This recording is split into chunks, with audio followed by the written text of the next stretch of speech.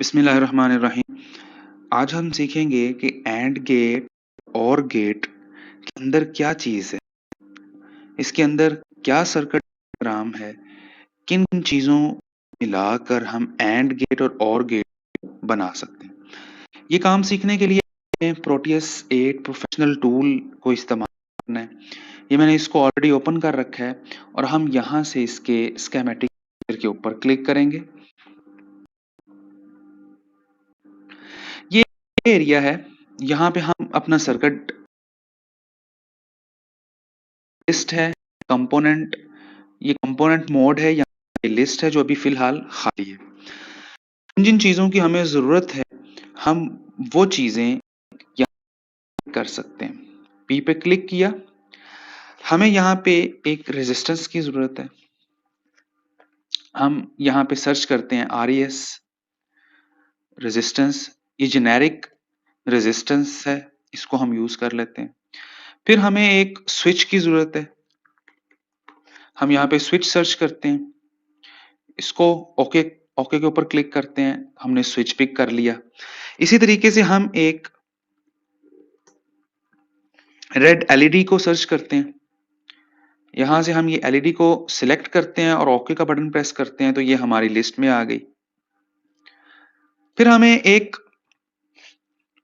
NPN transistor की जरूरत है, हमने एनपीएन लिखा, यहाँ पे ये एनपीएन बाइपोलर ट्रांजिस्टर, ये हमें जरूरत है, इसको हमने सिलेक्ट किया और यहां से ओके का बटन प्रेस कर देते हैं। ट्रांजिस्टर की मदद से बेसिकली हम आज एंड गेट को बनाने जा रहे हैं।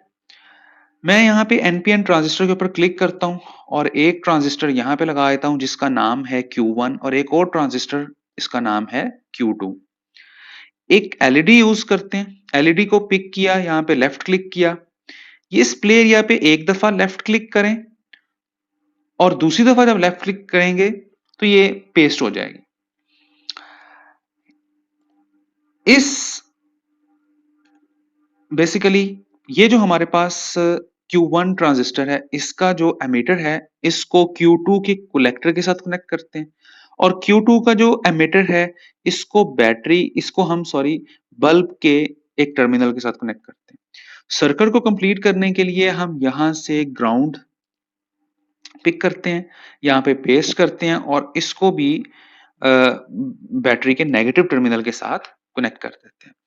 वोल्टेज प्रोवाइड करने के लिए हम यहाँ से जनरेटर मोड पे क्लिक करते हैं, डीसी के ऊपर क्लिक करते हैं, यहाँ लाके हम इसको एक अभी देखें लेफ्ट क्लिक किया और उसके बाद एक और लेफ्ट क्लिक करेंगे तो ये पेस्ट हो जाएगा।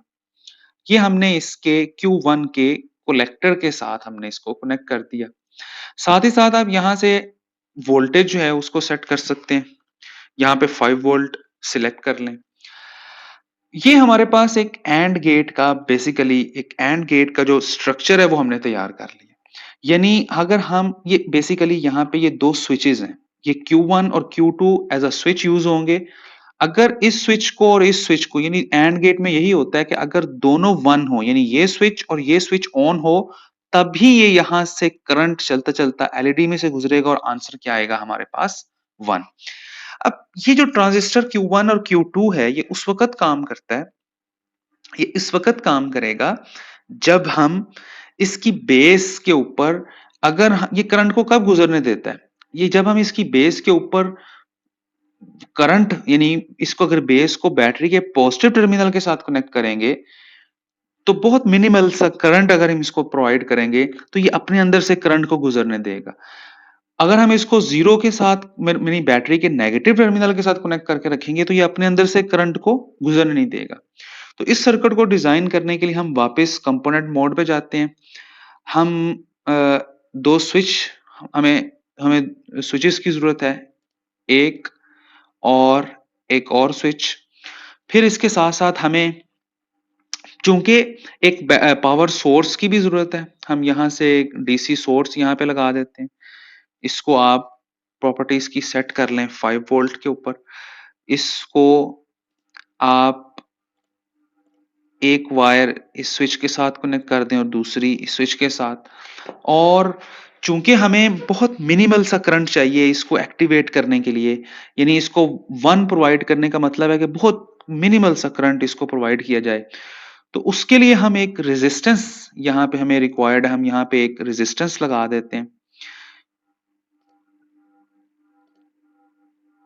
ये 10 किलो ओम की एक रेजिस्टेंस है, जिसके ज़रिए हमने इसको यहाँ से कनेक्ट कर दिया।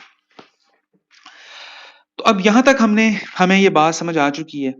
अब हम इस सर्किट को चला के देखते हैं और देखते हैं क्या वाक़ई ये काम करता है कि नहीं। तो प्रोटेस्ट के अंदर हमारे पास यहाँ पे एक प्ले बटन अवेलेबल है।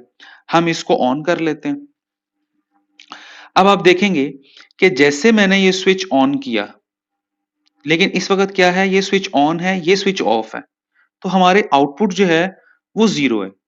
इसी तरीके से दोनों 0 हैं तब भी आउटपुट 0 है। अब ये 0 है, यानी स्विच 1 0 है और सॉरी, स्विच 1 0 है और स्विच 2 को अगर हम ऑन कर देते हैं, तो उस वक़्त भी यहाँ पे एलईडी से करंट नहीं गुज़र रहा।